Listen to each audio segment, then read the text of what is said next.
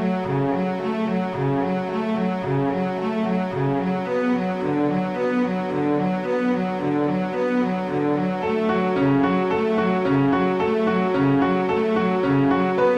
everybody, welcome back to another episode of Card Talk, a podcast where we spend just a little bit of time talking about cards from Lord of the Rings card game. I'm your host, Dave Walsh, and today we are foregoing the cards to talk with one of the designers of Lord of the Rings, the card game, and I guess I credit where credit is due. Give him credit for the most recently released Dream Chaser campaign design, and did Hunt for the Dreadnought, and did Land of Sorrow, and I'm sure has had a lot of hands and a lot of other things going on. So we'll forego all the other stuff just to get to the real meat of today's show. And so let's welcome onto the show senior game designer with FFG. I know that FFG is also owned by Asmodee, so I'm not sure if your paychecks, Jeremy, come from Fantasy Flight or if they come from Asmodee or even Embracer Group. I'm not sure, but anyways, Jeremy, welcome to the show. Hey Dave, thanks for having me. Yeah. It's good. So where are you still an FFG employee officially? Like as the where does paychecks come from? Well, paychecks are Asmodee, but Asmodee, okay. The studio, I work for is Fantasy Flight Games. Yeah. That was several years ago, I guess. Asmodee. I guess they're a French company, right? And yes. They bought out FFG, but kind of kept it together as Fantasy Flight. Just I would assume for name recognition and the quality of products that you guys put out.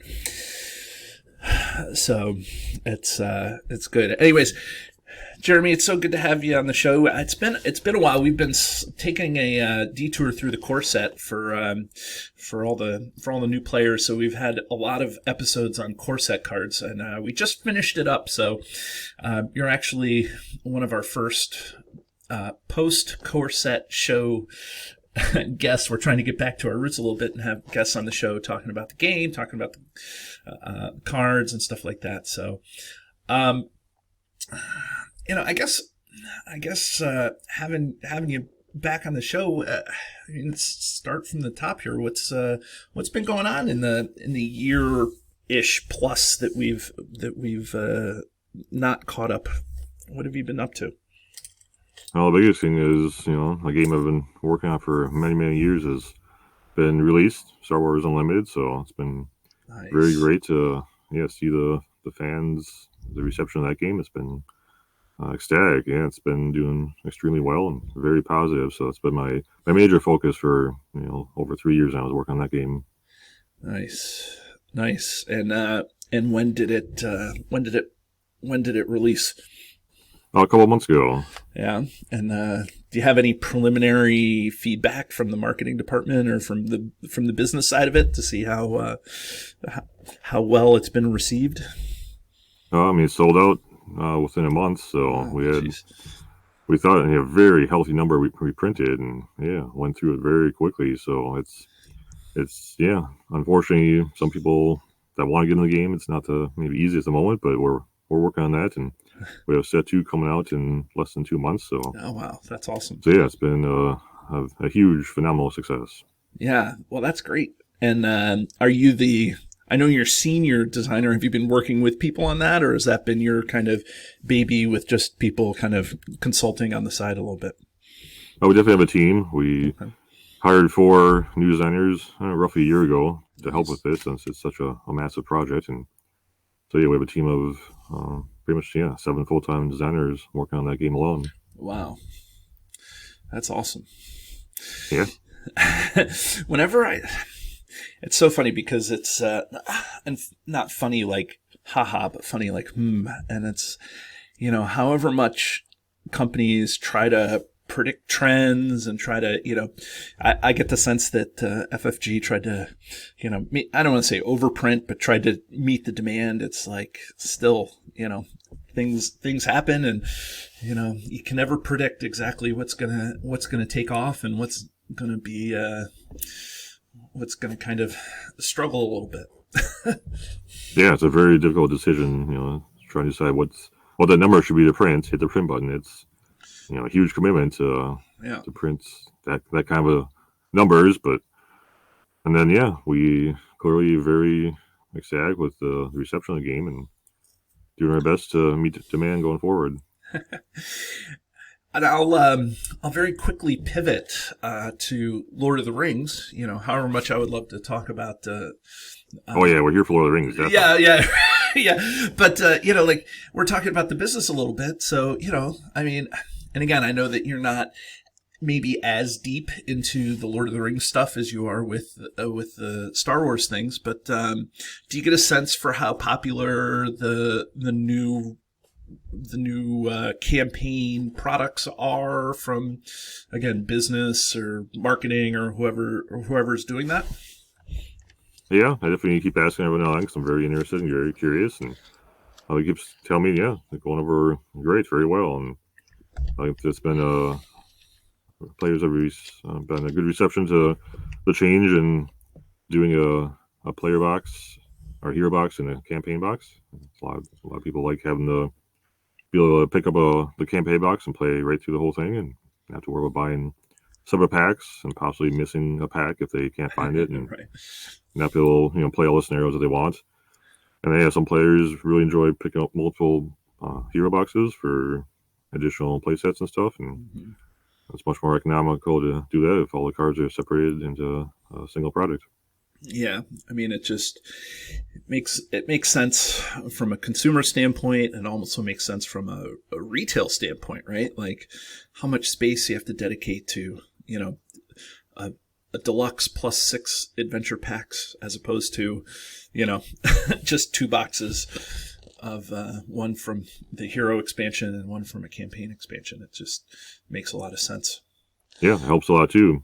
And just not having as many individual products to keep track of and stock and restock and all that kind of stuff. It's just, all in all, it's been received pretty well. Right, that's good. Now, I think I know the answer to this question, and Jeremy, I know that you're probably not going to be able to answer it, but there's a whole bunch of people in the community that are like holding on to a little hope that that this new model is really popular, and that maybe because it's so popular, some of the other popular cycles like Herodrum would get the campaign treatment, or maybe even a 5th starter deck with cards that aren't popular. Is there any rumblings or grumblings about that behind the scenes? I know what your answer is going to be, but just for the viewers, I have to make sure that I answer. I wouldn't be doing my job if I if I didn't ask. Of course, Dave. Unfortunately, no news to share on that kind of stuff. So yeah. I mean, I just feel like we're kind of winding up at the end of the road here with with Ered Mithrin coming out.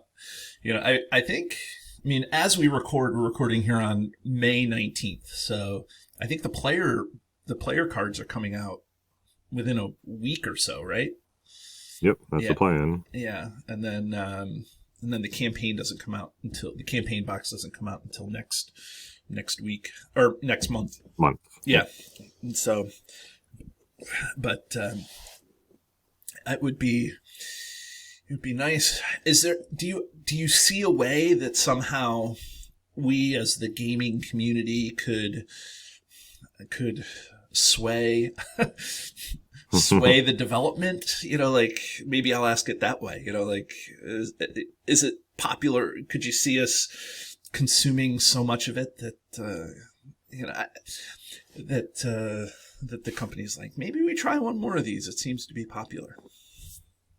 I don't know. I guess not being on the executive level, I'm not sure, what the talk is, decisions on that high level, but And clearly sales are a big important thing. So Right. the game sells really well. I mean, hopefully it wouldn't sway them to be like, yeah, let's keep doing this. Yeah. Yeah. I mean, I would love to see some of the stuff. The Ered Mithrin is like my favorite. It's my favorite cycle. Herodrum's, a close second. Um, I guess I'll get into it a little bit, Jeremy. So, and again, I know that you're bound and you can't really say anything. But what did you have any say or any input on what we're going to see in the Ered Mithrin campaign? I mean, I would guess that the people who are going to be watching the show are going to be those that probably have an idea of, the quests, that, so you don't have to, we're not talking about spoiling quests, but, but did you have any say or any input into the campaign? Because you designed the Dream Chaser campaign, so I don't know if you passed along any important information to Tyler. But Tyler then, who he did the Angmar Awakened campaign, so I don't know. You know my question. I'll stop talking. Jeremy, take it from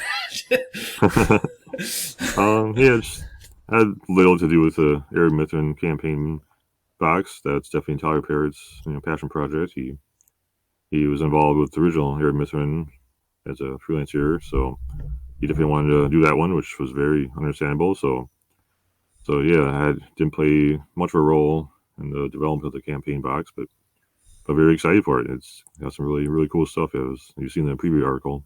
Yeah. I love Treasure. Yeah, Treasure, and I get the sense that there's a mechanic where you may be earning boons and burdens and things like that, but I get the sense that also you're earning like encounter cards from other encounter decks. Like these encounter cards carry forward as well. Is that? I think that was part of the thing that was spoiled as well. Yep. And that'll be fun. I can't wait to see how that mechanically works itself out. If there's a way to avoid it, or if you have to make a decision. Yeah, there's some definitely cool things in the campaign box that I'd love to be able to chat about right now, but it's a little too soon to go into details on some of the stuff. But I know. But yeah, we do have some cards like that change things up. There are a couple of cards that also care about kind of the scenario you're playing. I did one of those in the Dream Chaser campaign to try to scale difficulty as I go through the campaign. So Tyler was inspired by that and kind of took that. Are you talking about that next level? Ominous Fate or whatever it is? That I hate that card, by the way. Well, you're welcome, Dave. I designed it just for you. Yeah. Oh my God. I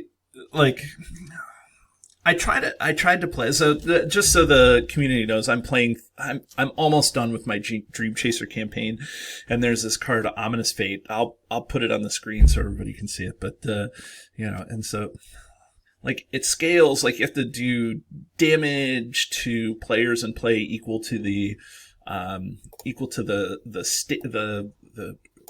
what is it, the number of the quest you're on or whatever, right? So if you're on the 8th quest, you have to do 8 damage or raise your threat by 8. But I hate it even more for its shadow effect. Its shadow effect is reveal an encounter card, and it's really funny that I don't think I remember any shadow card doing that. I feel like it's so simple, but I don't remember that ever being a shadow effect. Yeah, same here. That's interesting. I haven't tried to push boundaries for the Dream Chaser campaign. Just try to do as much as possible and stuff we hadn't maybe seen before. And it's kind of surprising if that's the case. If it's never been done before, that's gonna be pretty cool to finally get that in the game. But maybe players don't think it's cool. Well, but that's how you know you did it right. Is that Ominous Fate? You're playing the first couple of scenarios and you're like, oh, this is whatever, not a big deal. But then you get to the end, you're playing the City of Corsairs, or and you're like, oh, 8, 9 threat or 8 or 9 damage. Oh, that's horrible. Definitely, it can get real tough towards the end of the campaign, which I think that's exactly what I wanted. To have a card that scales depending on where you are in the campaign. So I think it's definitely interesting, but yeah, it can be brutal. But hey, at least I did throw a little wheel on there for your sailing test, so it's not all bad. Yeah, I'm not that evil. Yeah, right. Oh, does that make it all better for you? Like, do you think that that's okay? Yeah, I'm a nice guy. It's a wheel on there. Yeah, I could have not done that for you, Dave. I know. I don't think that.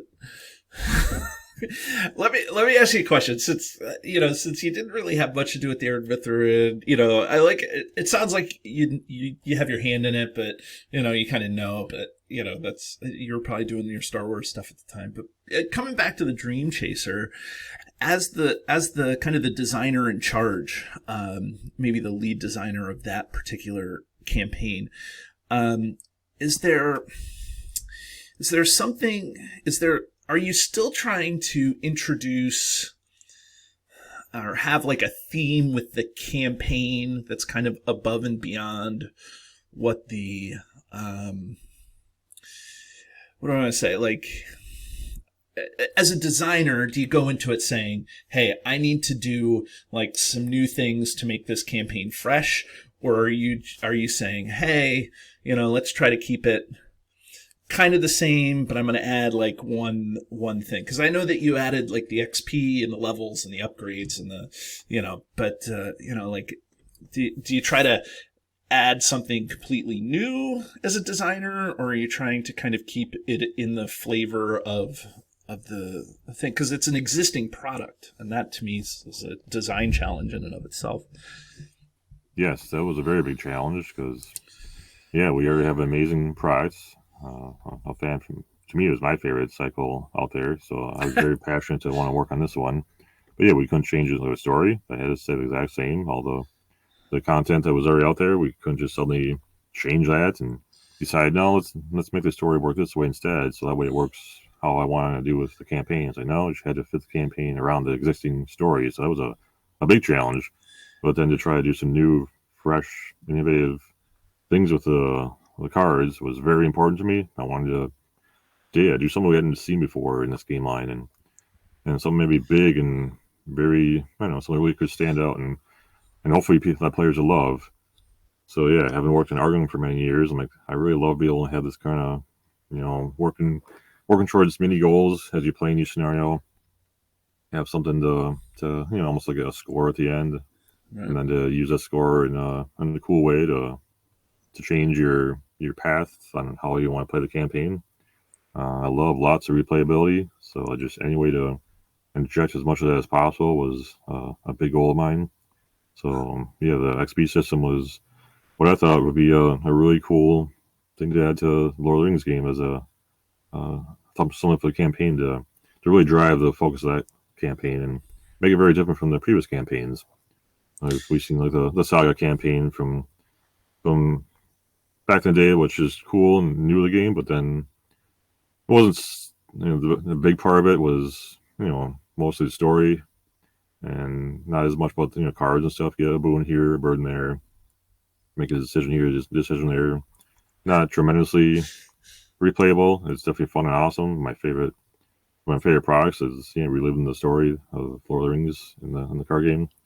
I want to take it like a whole new level. It's just here's this whole bunch of new possibilities, lots of different ways to play your campaign, and reward players that have played the Dream Chaser in the past with some really new experience that they could get a lot of value of. And I've heard several players that played back in the day that have all the Dream Chaser products from back then that were like, hey, this looks like such a really cool product. I'm actually going to buy the Dream Chaser campaign box just to get the actual cards. Yeah, it's like that's such a huge compliment to hear a lot of players say that it's worth their money to rebuy the Dream Chaser stuff just to have the real cards and actual campaign products to be able to play through many times.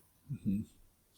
Yeah, I mean, it's interesting because getting it from a design point of view, it's like and you can correct me if I'm wrong, but what I'm hearing is like, and I think MJ did the original design. She was really the original designer of that cycle. I'm sure she had a lot of help other places, but much like you, but she did that cycle. And then there's a Nightmare version of that cycle, which I think also was MJ. Yes. Oh man.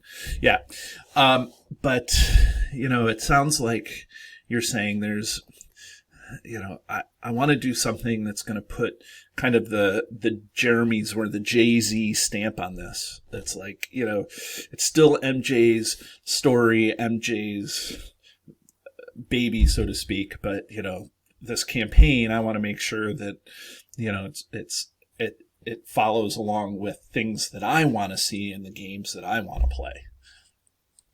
Yeah, that's definitely my point. Yeah, try to show kind of what my take could be on doing something like this. I've, like I said, worked on Hunt for the Dreadnought and Liosaurial, so I've had a chance to kind of show what my kind of version of Lord of the Rings could be, and so I think it's very interesting that multiple people work on a game line, especially over a game line this long for this many years. Yeah. We've had, of course, Nate way back in the day with the original design, and also like Lucas Litzner helped with, I believe, the second cycle. Mm-hmm. So that's been really cool. And of course, Caleb, MJ, and now even like Tyler, and even the last cycle, we had like Tony Banshee guest design the Wayne Riders scenario, which is an amazing scenario. Mm-hmm. So it's really cool to let other people come in and give a variety of designs that they can do, and because they have players, they love to be surprised with cool new stuff. And one easy way to do that is just have another designer come on and see what they can do. Yeah. Let me ask you a question. Can I ask you a rules question about the campaign? I won't hold you to it, and if you don't want to answer it, I'll just cut this section out. But I'm going to ask the question, and then you can decide if you want to answer it or not. But so in the campaign, you're an XP, and then you can either upgrade cards, or you can check off the boxes for the levels. I've upped that scale. You can scale the cards, right? And so are you allowed to do that for cards that you have yet to see? So like, can you go through, like you get Círdan's Blessing at the end. Like after the first scenario, can you upgrade Círdan's Blessing if you wanted to, or scale Círdan's Blessing? Or I suppose you want to. I mean, you can bank your XP if you just want to save it. Like you're not forced to spend it right then and there. So, but yeah, if you guess you wanted to start prepaying, you could. But just save it until when you need it. Yeah, because if you spend it beforehand, you can actually physically get the card that it's already scaled or upgraded.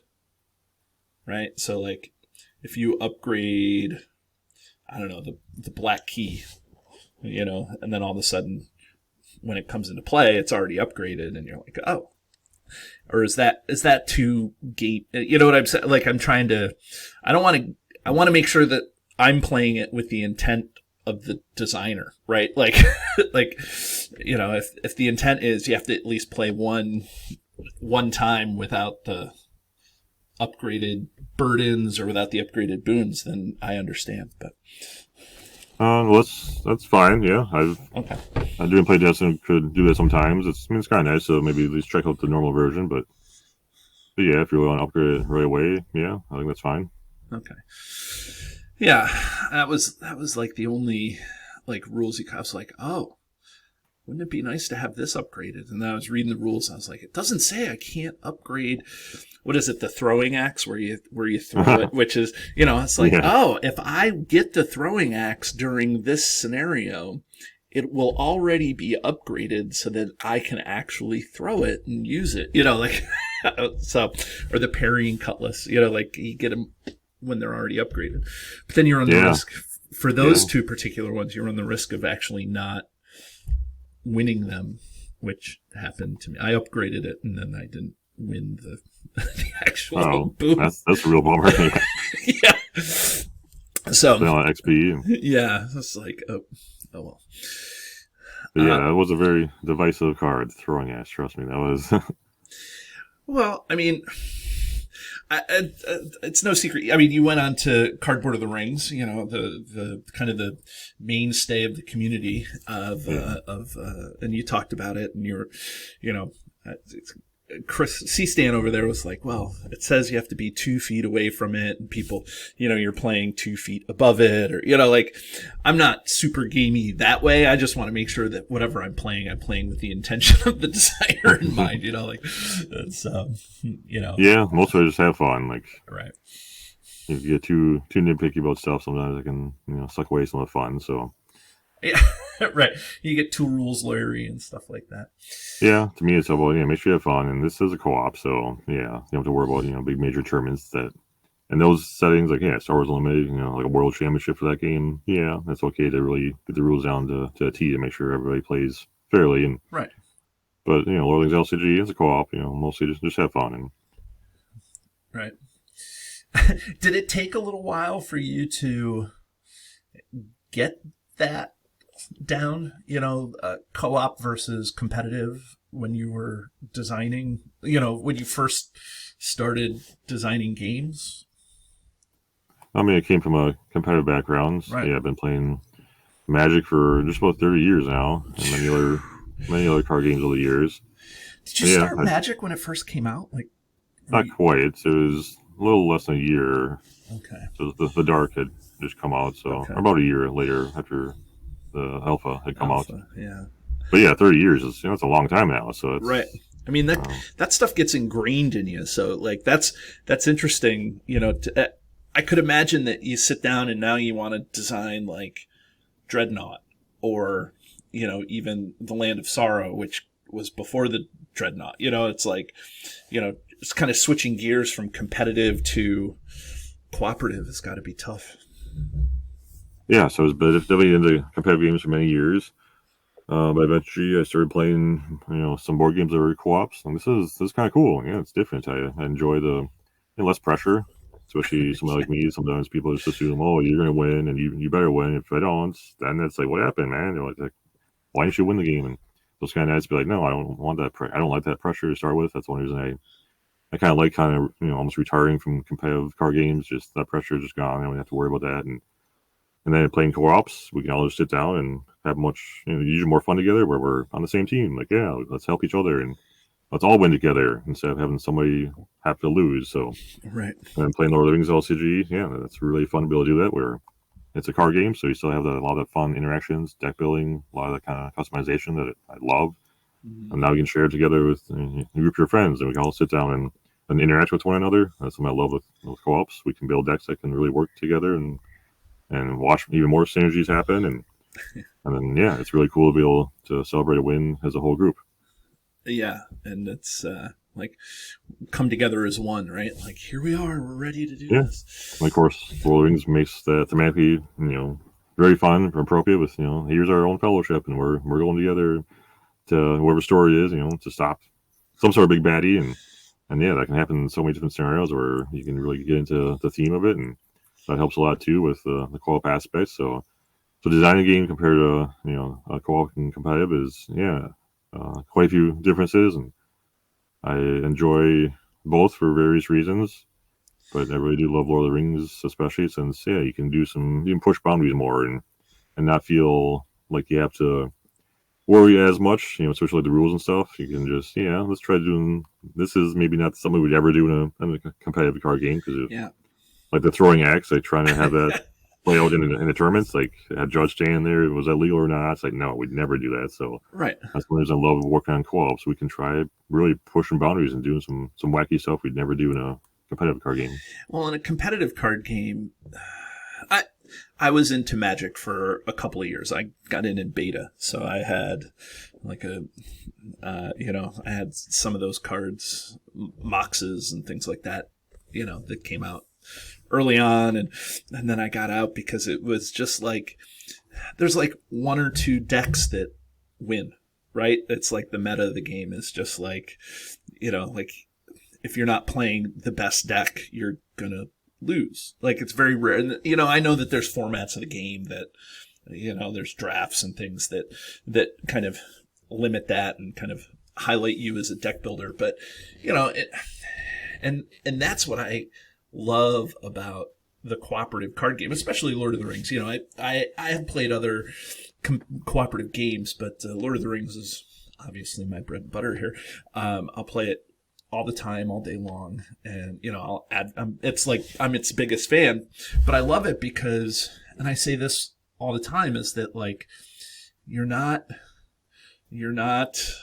forced to do the latest greatest thing. Yeah, when something new comes out, there's like the new big shiny thing that you want to play with, but that doesn't nullify all the things that you've already built and done. An Eagle deck was always good and fun to play with through the whole life of the game, and playing leadership Aragorn and core Gandalf was always good, and it's just a whole different ball game. It definitely can be, yeah. Without like a tournament and competition, like you can kind of set the bar of where you want it to be. Like you can build really fun, cool thematic decks that might not be the strongest, but you don't have to worry about your opponent coming to the table with a deck that's infinitely stronger. You get to kind of choose. You can choose the scenario you want to play on, and even like the difficulty modes, you can change those sometimes if you just want to play a super thematic deck that isn't that great. So just play easy mode and still have fun, and right. Not to worry about your an opponent showing up to the table with a super powerful S tier deck or something.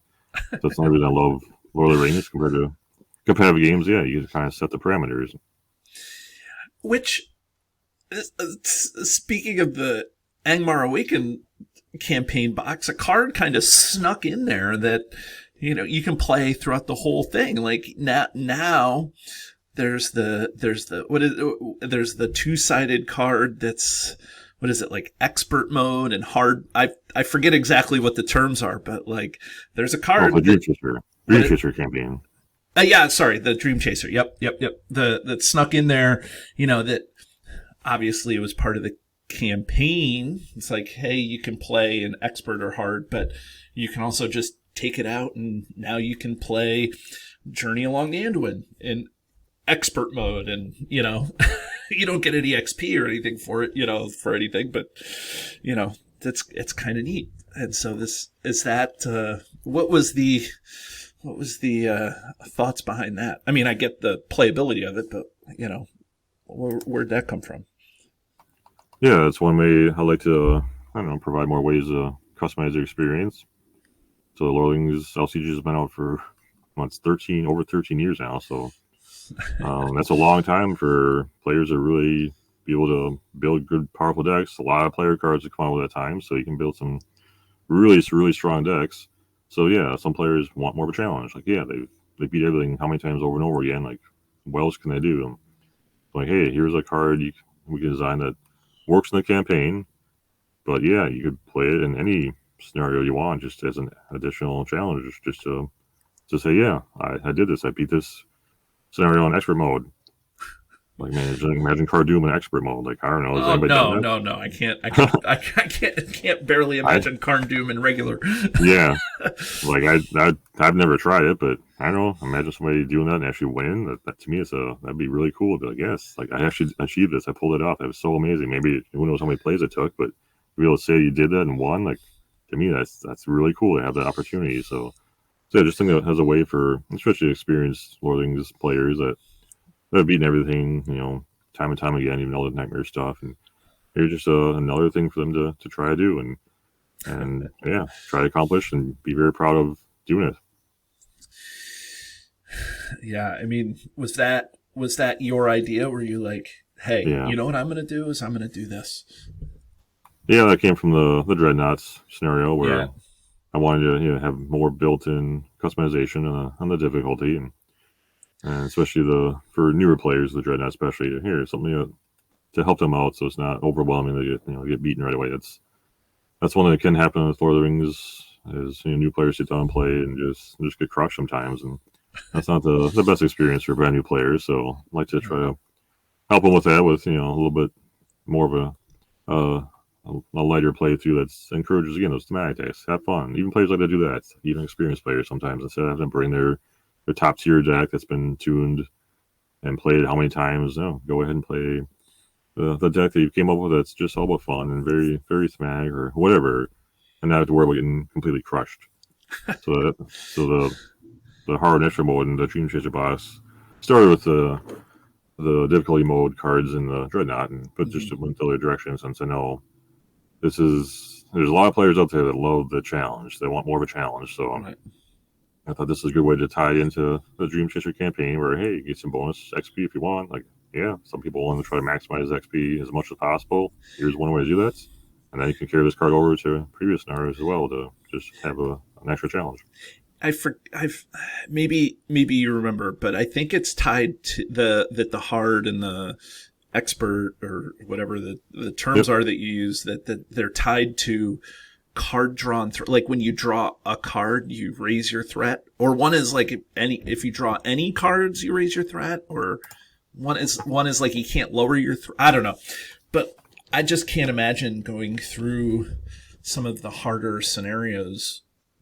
I can't even imagine going through some of the easier scenarios without like real card draw, or like having to pay the price. Like that's, I don't know. It's wild. Oh yeah, that's one way to really do well this game is by just drawing a bunch of cards. I mean, pretty much any card game, the more cards you draw, the better chance you have of winning. So it's a tried and true way to do well in the living room. Just draw a ton of cards. And I've played decks and draw your whole deck and just have a fistful, a couple dozen cards in hand, and just like, this is way too easy. This isn't a challenge whatsoever. So I definitely want to target card draw as a primary way to help make it more challenging and not just have every answer at hand whenever you want. Right. So yes, it does. The hard mode does punish you by raising your threat every time you draw a card. And they can also only reduce your threat by one each round at most. So I'm going to put a timer on the game. That's something too. There's so much threat reduction in this big of a card pool now that you can kind of dirtle as long as you want in a lot of scenarios and just do whatever you want, maximize wherever need be. A bunch of loops and stuff happening. So I wanted this card to prevent that. Like put a hard timer on you and make you win the scenario within a reasonable amount of rounds. And if you don't, then try again. And expert mode is a bit harsher, where you can't reduce your threat at all. So it's also raises your threat in various ways. Other ways that are very powerful in the game, but reading units, reading characters is one tried and true way to do well this game. So, honest question, Jeremy, did you play test any scenarios in hard and expert mode? Yes. Like other than the Dream Chaser scenarios, did you say let's try Journey Along the Anduin in hard mode just to see, or like. I guess I didn't go back. I was focusing so much on the Dream Chaser. I played a lot of Dream Chaser in hard and expert. Okay. I figured, I was pretty happy with how they worked here. So I imagine going back is roughly the same. I mean, certain scenarios like Crown Doom are already very difficult. So I'm sure playing that in hard mode is going to be a real challenge. In expert mode, I don't wish that upon anyone, but hey, I'm sure somebody will try it and they might get wrecked and still, but I don't care. This is fun. Like maybe eventually I might get the right draw where I pull it off and win, and they'll make their day, make their month, year, who knows? Right. Oh my gosh. I mean, what it does, and I've said this, and I've shouted this from the rooftops as a huge fan of the game, is that there's just so many different ways to play it. Like playing solo is different to me than playing 2-player, which is then also different than playing what I call multiplayer, 3 or 4 player. And then you have easy mode, which has a kind of a bad name to it, but easy mode where you take out certain cards. It's more like story mode or thematic mode. And then you have regular, and then you have nightmare for a ton of quests. And then now you've just added 2 more versions to every quest, right? Like, I mean, that's if for veterans of the game, there's 120 quests. Now you just added, 3 times that. You've got, or two more times through. You can say, hey guys, now let's play everything again on hard mode. Now let's play everything on expert mode. You know, you've basically taken, you know, like adding a contract, basically, you know, like that's what you've done. Yeah, that's definitely a goal with a single card to add potentially a whole new level of replayability. And so, yeah, I think that's amazing to be able to do that with a single card. And then I'm not sure how many players will want to play an expert mode. Probably very few, but I think there's enough out there is worth doing. And yeah, I mean, it's nightmare mode. It's the back of a card. So. Nightmare. Yeah, expert nightmare. Carndoom. Carndoom. Yeah, right. Fortress of Nern. Good luck with that one. Yeah. Or yeah, Fortress. And I never did go into Fortress Nightmare mode, but imagine what that would have been like. Well, it's already Nightmare, right? That's true. There's no Nightmare because it's already a nightmare. That's good points. Yeah, it was definitely designed to be one of the hardest scenarios ever. So, mission accomplished. Right. I mean, I can imagine. I mean, it's funny because I didn't come into the game right at the beginning, okay? So I came in Heirs of Numenor 2014. So this is my like 10 years in the game. And 7 seasons. This is our 7th season of Card Talk, but you know, it's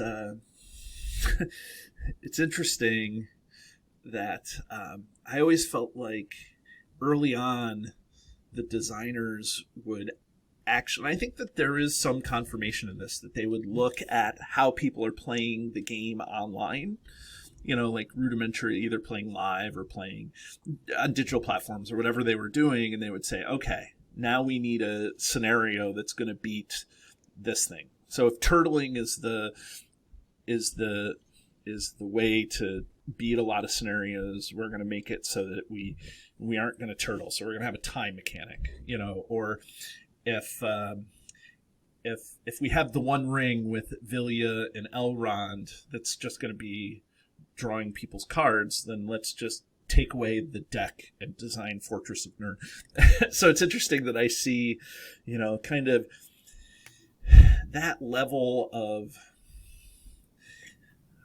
I don't want to, like, positive interaction with the community, you know, like, I know as a designer, you're not like getting into the weeds on how to do it. You want to make sure you design something fun for everybody and, you know, like that. But I feel like part of it is kind of having your pulse on the community and knowing what people are doing. And, you know, that hard expert mode, you know, Nern at the end of the cycle still goes into all of that philosophy that you, Caleb, MJ, you know, Tony Fanchi, Tyler, you know, all the people that are doing just kind of do with this game.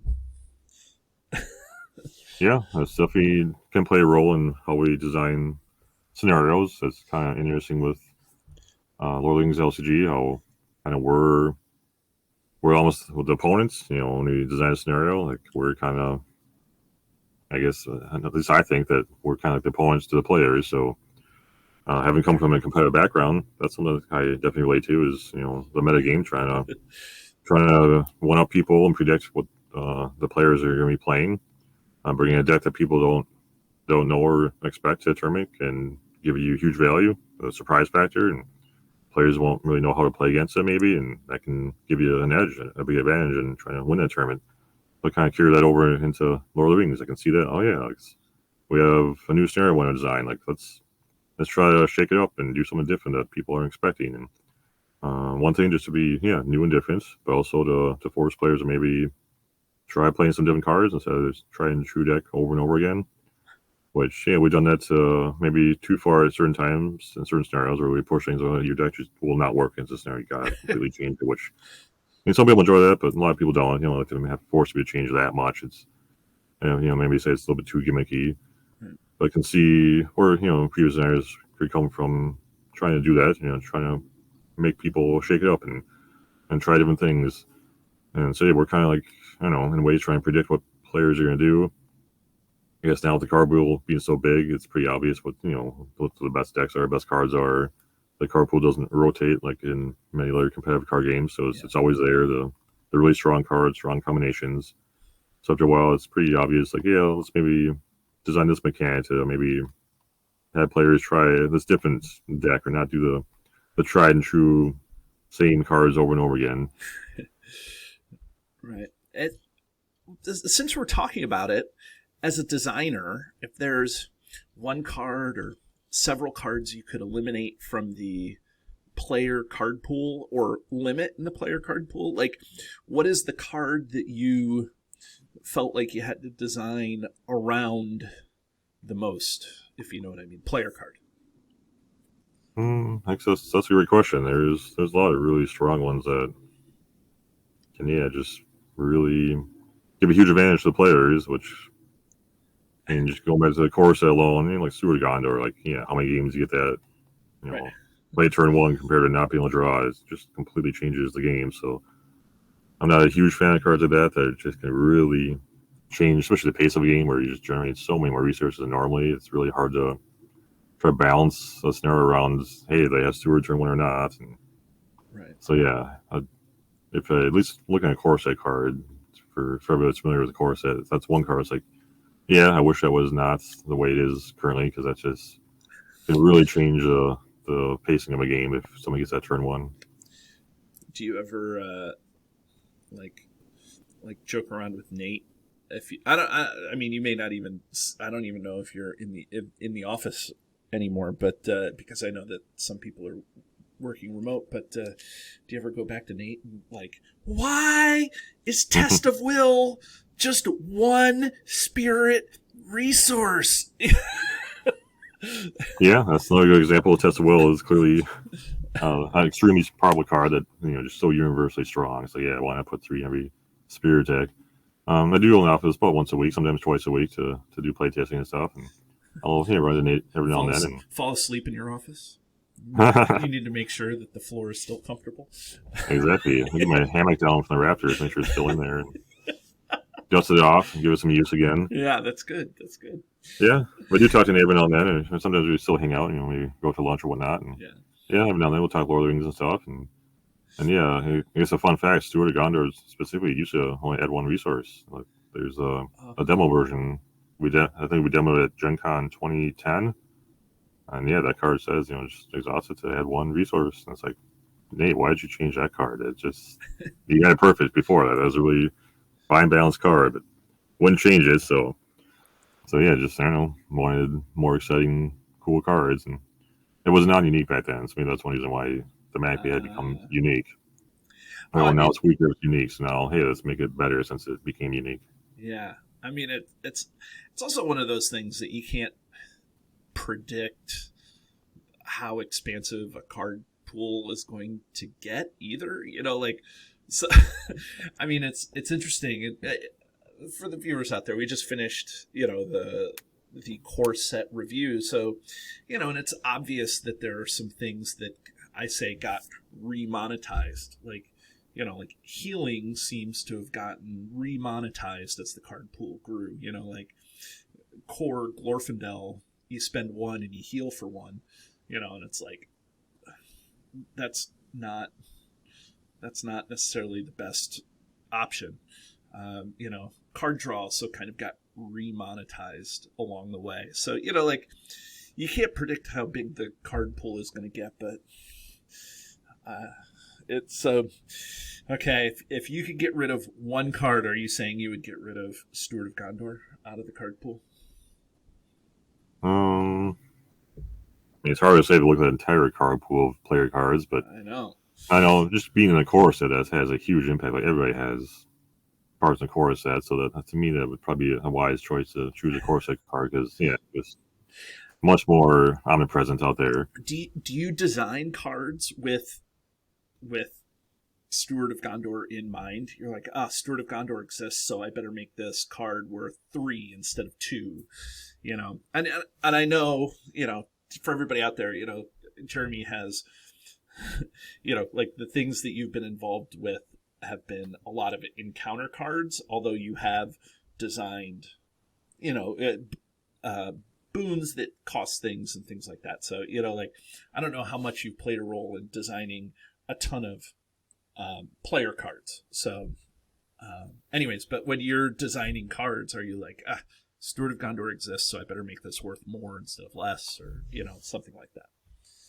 I mean, I personally don't do that, but I've heard that mentioned before, where like leadership cards, like, well, leadership gets tons of resources, so we should probably maybe have this card cost a little bit more, or if it's playtest, like, well, this is a little bit expensive. Like, well, it's leadership because that's fine for them; they can pay for this. Which, I mean, right. I don't necessarily agree with, but over the years, yeah, that has come up before. But, well, leadership makes tons of resources, so their cards can be maybe a little more expensive, or at least here or there. So, if leadership makes tons of resources as a design point, what does lore do as a design point? You're like, well, this card lore, this is card draw, so it's okay if we limit one per deck or something. I don't know. Like, is there? Yeah, lore definitely draws tons of cards, especially like deep knowledge. That's another card I definitely. If I chose like any card in the game, that'd be a very good choice in my opinion. Is deep knowledge, especially multiplayer. Like you sit in a 4-player game and we all play 3 deep knowledge and start going off turn 1, and that's pretty nuts at times. So yeah, lore is definitely. But then you have to very efficient with card draw. 24. Are you going to raise your threat by 24 to, 4-player, 3 deep knowledges? I don't know. I guess it's. I'm thinking every player is going to play 3 deep knowledges, but even if you get 3 deep knowledges, that's 6. I guess I guess 6 may be worth it. Yeah, with the amount of threat reduction in the game, sometimes, yeah, like why not? Like we can easily handle it, and especially if you just power through the scenario within like a few rounds, like yeah, sometimes it's no problem to raise your threat that high. It's a tool. You can use it to your advantage. It's like magic with your life. Sometimes paying life is fine. You can go down to 1 life and not lose still. And Lord of the Rings, yeah, raising your threat has an additional drawback. Yeah, you might start engaging some enemies, but as long as you can handle those enemies, then yeah, go right ahead and use your threat as a resource. Use your threat as a resource. Oh man, I mean all of a sudden you start engaging trolls and giants and stuff, and you end up dead. Yeah, well, if you should have like 30 cards in hand, like you probably have an answer, right? Well, that's true. That goes back to what we were saying earlier, right? Like card draw. You draw all those cards. Yeah, a mitt full of cards. You can probably do the thing that you needed to do. That's funny. I actually have been playing through the Dream Chaser campaign. I released my Angmar Awaken campaign. I loved it. I thought it was challenging. Tyler had said for Angmar Awaken that the challenge for him design wise was to kind of have the difficulty of the scenarios increase more consistently until you get to kind of the Karn Doom and the Dread Realm, which Karn Doom up here, and Dread Realm is not a cakewalk by any stretch of the imagination. That's right. Also challenging. And so what was did you have any of those sorts of goals for the Dream Chaser? As I'm going through and I'm playing it and I'm like, okay, this still feels like Dream Chaser, which is great.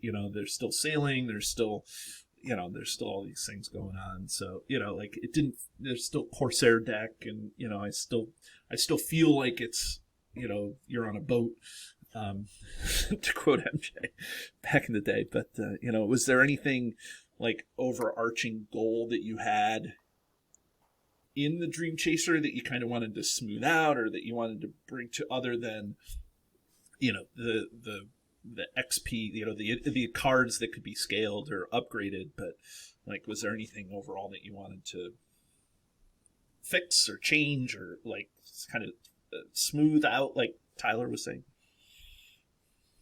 I guess there's maybe several things. I definitely want to make it still feel like Dream Chaser, like you said, for surely. Mm-hmm. And then maybe as a whole, make it feel maybe a little bit easier. Newer players can struggle with the game, and it can be very frustrating to repeatedly lose over and over again. So I was hoping a lot of the boons could help with that. Like, hey, overall, here's lots of extra tools for you to use, and and having them start and play some of them can help dramatically. So that was one goal, is overall maybe make it a bit easier. But then that's one reason I add the hard and expert mode card for experienced players that don't need to have help in that regard. They can still play with the cool new cards, the boons and stuff, but still have a fun experience because, hey, they can play in hard mode. Like, that's hopefully at least a goal, was to do that, to overall make it a little bit easier for less experienced players, or players that like to just play thematically. We said story mode, just sit back and play some really fun, cool decks, and yeah, hopefully have a funner time with that, with the new boon cards. And then, experienced players, go ahead, and if you think it's too easy, go on hard mode. If you still think it's too easy, there's expert mode. Like, that's for you. Yeah. And then definitely want the story to still, clearly still be there, but provide some cards that maybe weren't there in the original product. So, like, of course, like Gavin, I know. That was one of his personal favorites. I paid for Gavin, just to let you know. Yes.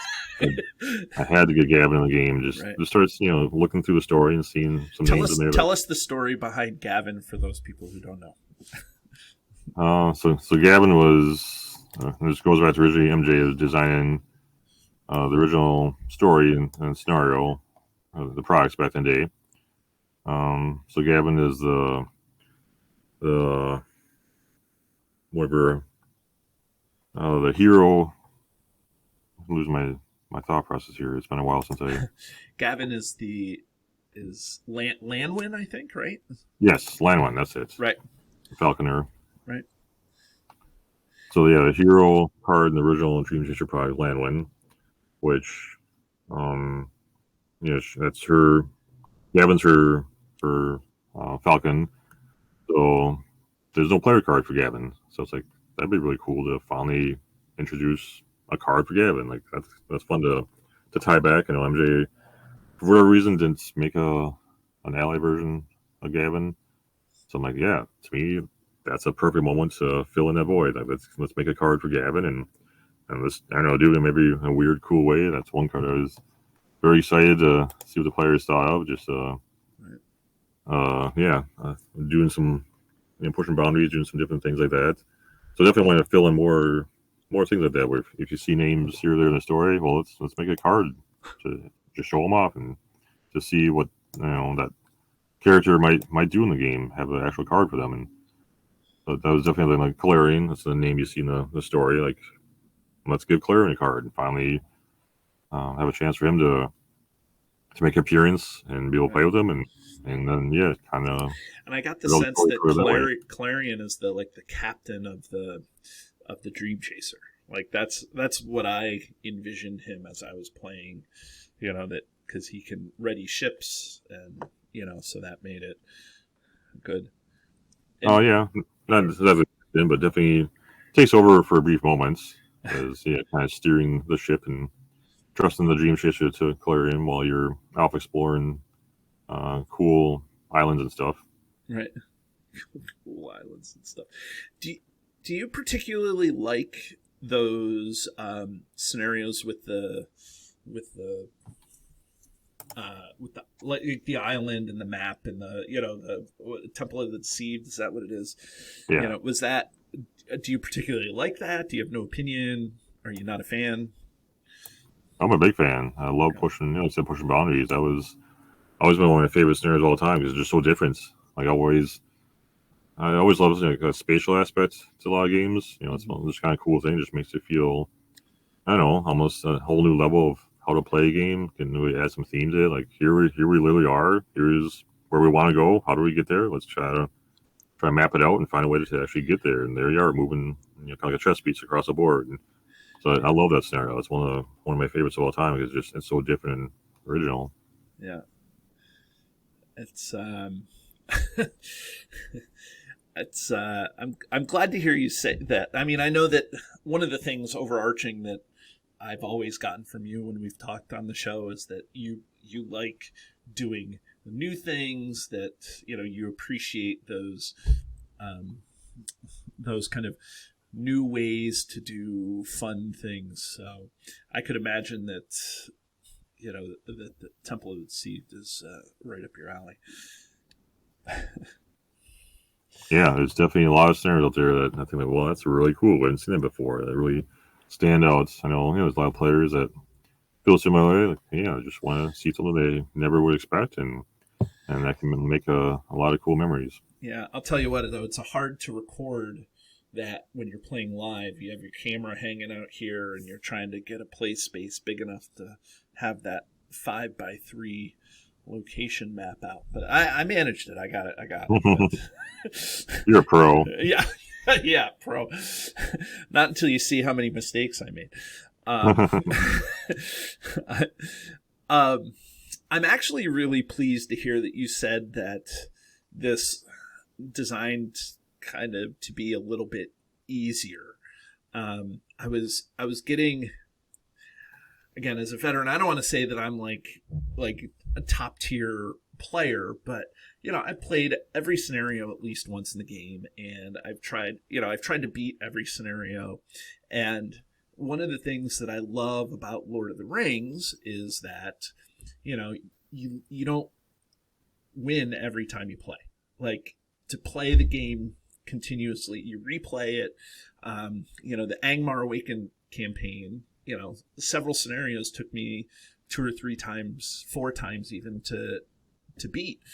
And then I'm glad that you said that you wanted to make something that's a little more straightforward, maybe even for the new players, because I was going through and I was like, to be honest, I was using a Sylvan deck that's, like a very good, powerful deck, right? And I was just like, I'm playing and I'm going through, and I just find myself winning, and I was like, oh, like, is it supposed to be this easier? Is it supposed to be? So I'm glad to hear that was like the one of the design considerations. Yeah, you have to have a wide variety of players out there, which is great, but it's hard to try to accommodate. Sometimes different skill sets, different experience. So that's one thing I've always been focused on from early days of playing Lord of the Rings. Is try to make sure all the players out there can have a really good experience. Give them the tools to have that. Let them kind of have the agency to do what they want to make sure they have the most chance of having fun. So making scenarios a little bit easier overall is something I personally prefer, and then giving tools for those experienced players that want more of a challenge there to do that, and having like the hard and expert mode and different the ones that Dreadnought were one way to do it. There's other ways as well, but right. First, getting some cool, powerful boons for campaign mode. That's another way to let newer players have more fun and let them get some new toys that hopefully are really cool and interesting, and also let them give a better chance of winning these scenarios. Yeah, I mean, it was. I want to make sure that I'm clear here. It doesn't make it unfun for me. It makes it surprising that I was able to beat them. You know what I like? I was like, oh, here is what's the flame, the burning, which what is that one? The raid on the Grey Havens, right? I know that is a notoriously challenging quest, and then I was able to beat it the first time I played it, and I was like, oh, I was surprised. I was like, okay, here we go. So I think my recommendation to players is to hey, you got the core set, you got the Dark of Mirkwood, maybe some starter decks. Maybe the next thing to do is to go to the Dream Chaser. Again, without seeing the Ered Mithrin, I'll call it the Ered Mithrin Marathon, because I'm sure that one of the things that happened was not. I'm sure that Tyler didn't trim off any of the time out of playing that, but maybe the recommendation is to go from the core set in the beginnings to going to the Dream Chaser, because the winning is a little more manageable, or you're able to get into it a little more. You can bang your head up against some of those scenarios in the Angmar Awakened cycle and just feel completely like you're never going to get through it. Yeah, even the saga boxes, they're have some scenarios that can be a little more challenging. So hopefully, Dream Chaser. I mean, there's still some very challenging scenarios as well, but with the boons and stuff, as hopefully they can, as a whole, kind of round out the more difficulty ones, bring them down a little bit more, and then especially with the XP system, that's the only way to allow experienced players to get more value. Like, hey, we're doing well in this scenario, we could usually win right now, but hey, I kind of want to try some more XP. Like, there's that risk reward. Do we push our luck or not? How much further do we go to try to sometimes get a little too greedy, trying to ratchet up that XP, and maybe it might cause you to lose a scenario, or who knows what else might happen if you push too far. So it's another reason I want to make scenarios maybe slightly easier. And we have the XP system on there for experienced players, so still give them a reason to keep playing and try to maybe push themselves too far and play an extra round or two, and suddenly they throw it out and lose the whole scenario because they wanted to get 1 or 2 extra XP. Yeah, that's definitely something that's there.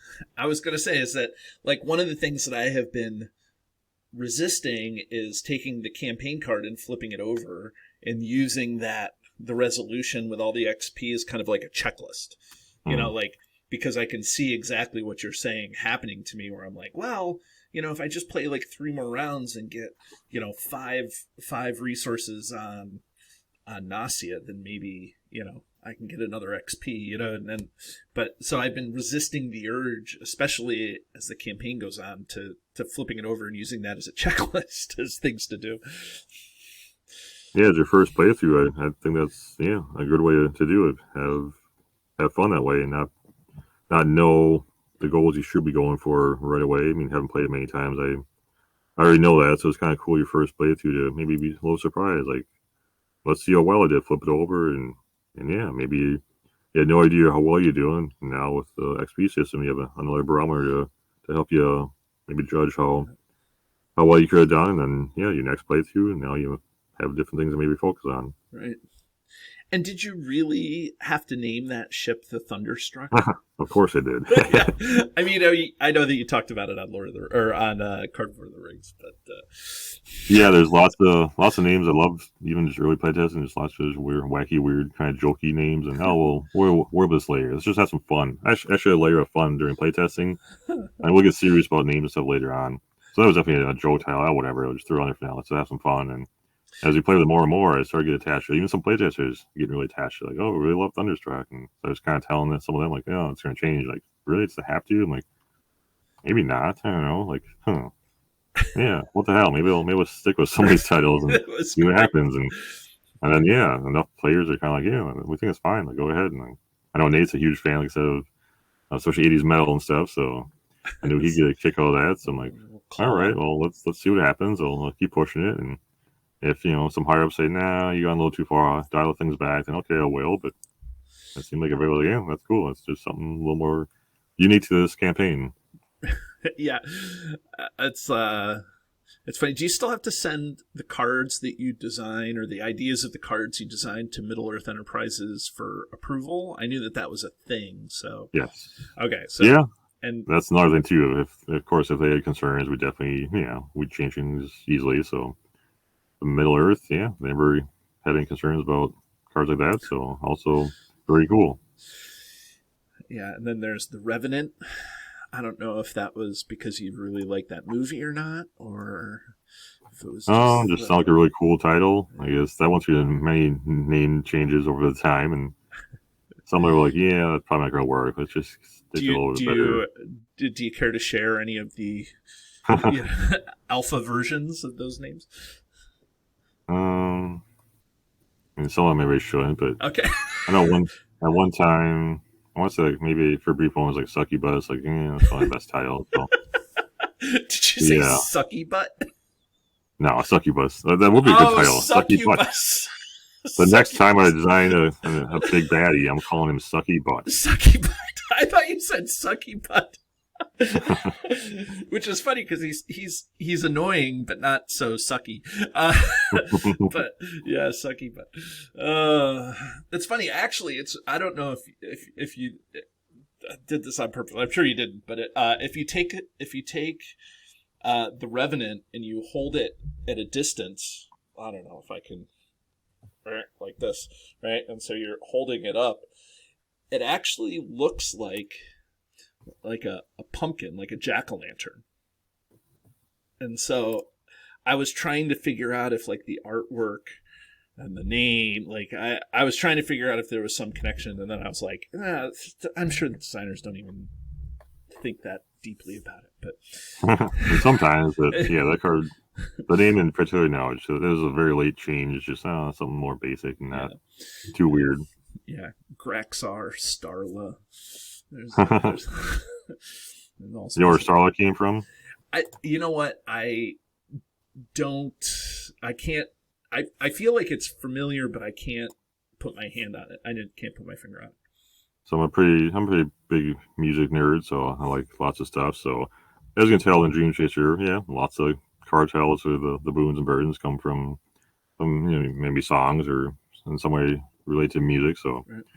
So Starlight is one of those as well. It's one of my favorite Smashing Pumpkins songs from their Pisces Iscariot. It's a B-side, so it's pretty deep cut, but one of my favorite songs. So I'm like, that's just a cool word. Like that sounds like a whatever. Let's make a character in the has a boon. Let's tell him that. And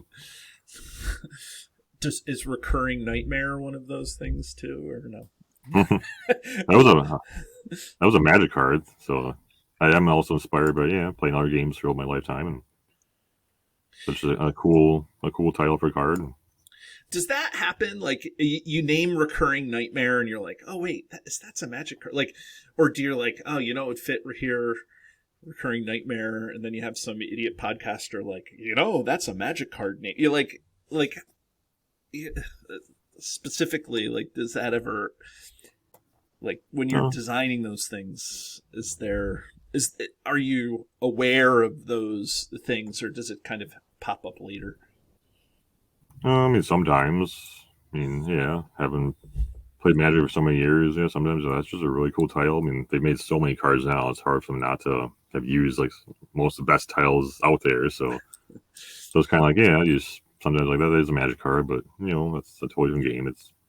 It doesn't really affect me too much. So something like Recurring Nightmare just felt like thematically that could fit this card, and to me, it's just a cool sounding title of a card. So like, let's just go with it. Yeah. It's funny because from the very beginning of the game, this is a Dave deep cut, which the community doesn't care about hardly as much as a Jeremy deep cut. But the name Thalin, like, I get it that it's like Balin, Thalin, I get where it came from, but I always associated it with Thalids from Magic the Gathering. Like, I was like, whoa, but not many people would know what that, and they're completely different. Like Thalin, it doesn't do anything that Thalids do. But Thalids from Fallen Empires, that brings back lots of memories. Yeah, I know. Little weenie Thalids come out. They get lots of counters on them, and very it's very hard to keep track of sometimes. Thalids that go on with all these spore counters everywhere. And I know. Then there was that like 3/3 Thalid generator that would pop them out every round or something, and I was like, oh, this is kind of neat. Fun times. Yeah, it's crazy. Well, Jeremy, I know that you don't have any. Again, I'll approach the Ered Mithrin one last time. I mean, that's the product that's coming out. Nobody knows kind of what the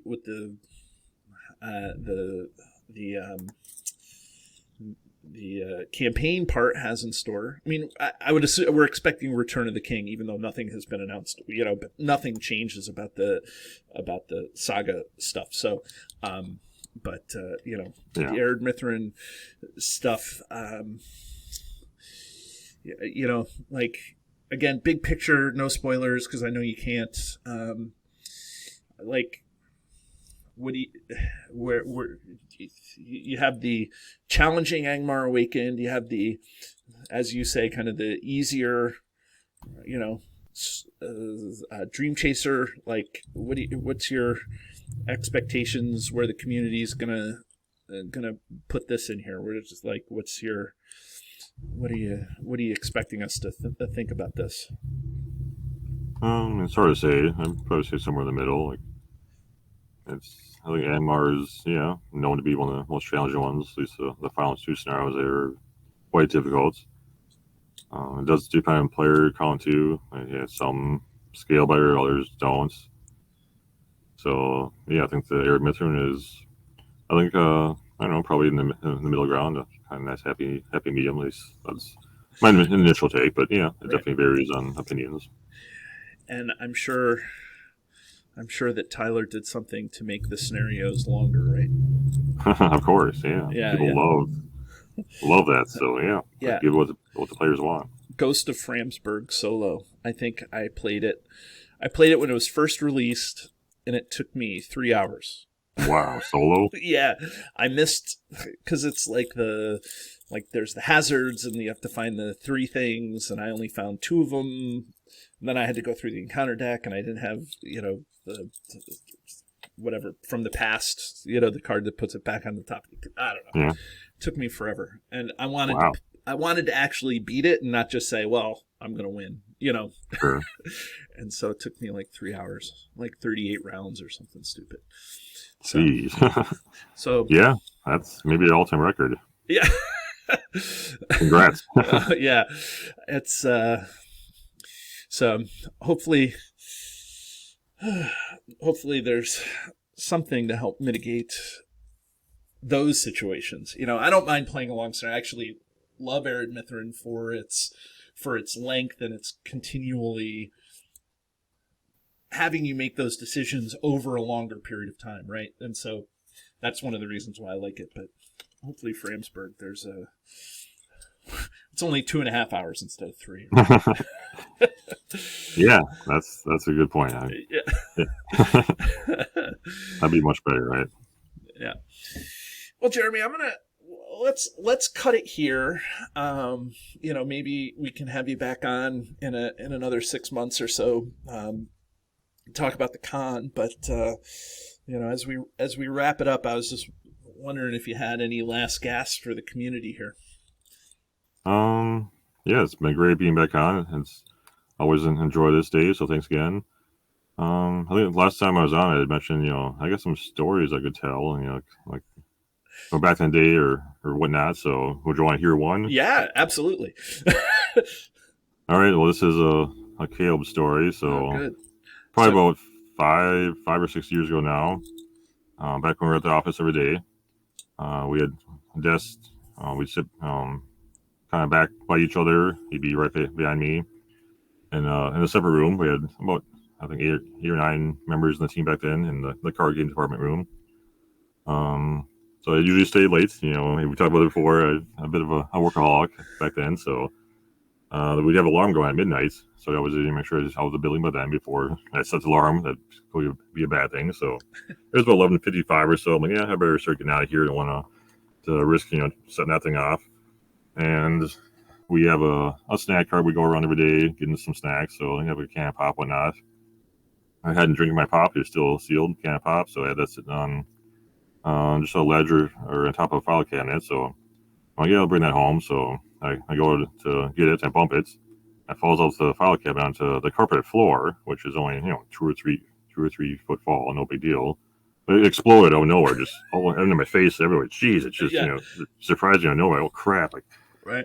So crap, there was pop everywhere, and I gotta get out of the building as fast as I could. So I run to the bathroom, grab a bunch of paper towels, try to mop the floor, and I noticed it was popping against the file cabinet, my desk and stuff. And so I start wiping all that down as fast as I can, and I look around really quick, like, oh, it looks like I absorbed most of it all against me, in front of me, my face and stuff. I shielded most of the spray.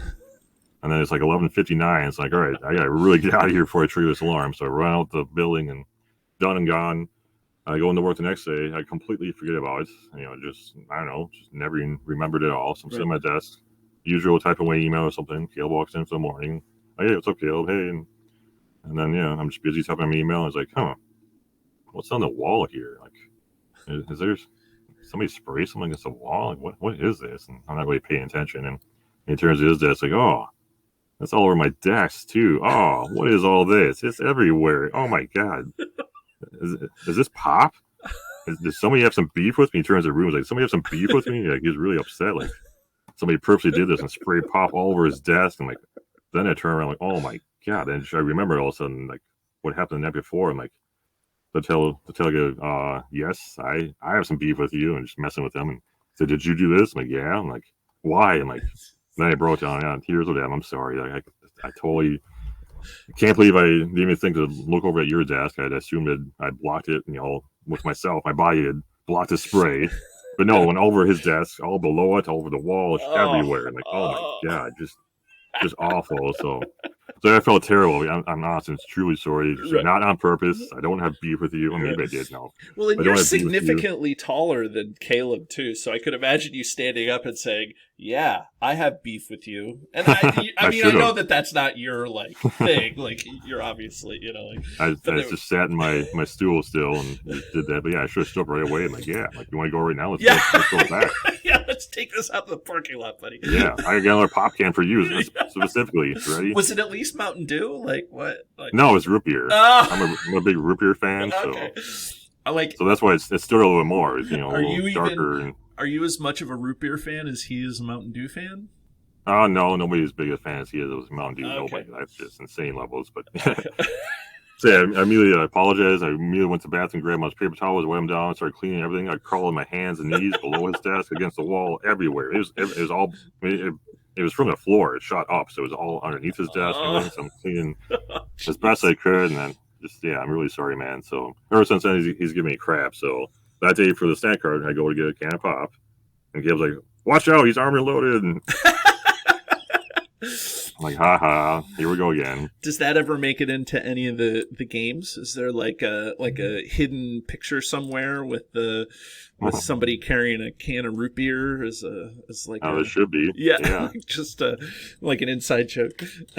So every time I'm carrying a can of pop at all, he'd always make some sort of comments about that. And so I started teasing him, "Hey, watch out, I'm gonna get your car next." And that's not good enough. I'll come to your house. I'll be out there in the middle of the night spraying pop over your house. You better watch out. You're on my list, man. Yeah. So that went on for a while there. Yeah, the whole pop incident. Oh man, I'm gonna have Caleb on the show soon, so I'll verify and get his side of the story, and we'll see if they line up.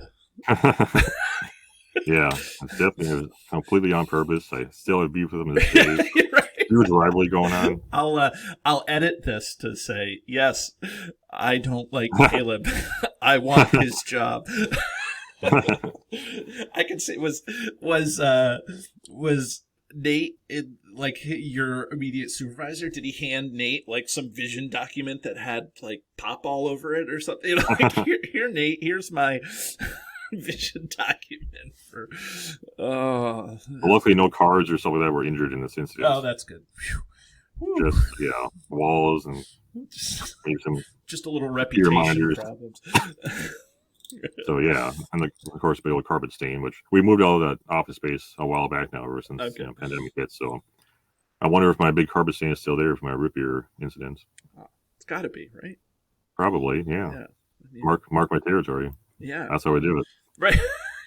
Yeah, you're the alpha. You're the alpha designer in that office now. So watch out, everyone. Don't piss me off. I'll come again, arm and lower with a can of root beer. Oh, that's great.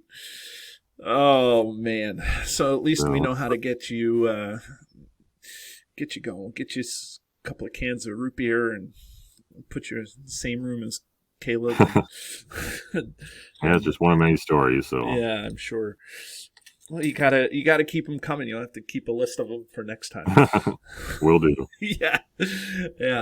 Well, Jeremy, thank you so much for spending some time. It's a Sunday afternoon here when we're recording this. The community isn't going to get it until Tuesday or Wednesday, but thank you for taking the time out of your day. Thank you, Dave. Yeah, this is a blast. Yeah. Okay, everybody. Well, join us again for some more talk about Lord of the Rings card game, and keep your eye on the Ered Mithrin cycle coming out. Player cards soon, and the campaign coming out after that. So everybody, have a great day. We'll see you later. Do you love the content? Here's what you can do to stay connected. Become a patron. The money collected through Patreon goes into keeping the lights on here at the podcast. We love our patrons, and you can join at many different levels. visit patreon.com/cardtalk2018.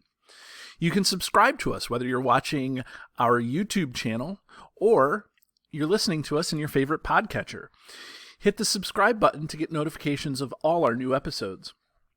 Didn't know we were an audio podcast? Find us by searching Card Talk to get access to our 120 plus regular episodes. Didn't know we were a video channel? Find us by searching Card Talk LOTR LCG on YouTube. And there you can find not only our regular episodes, but you can find our bonus playthroughs and other content related to the game. Want to get a hold of Ted, Grant, or myself? Feel free to email the podcast at cardtalk2018@gmail.com.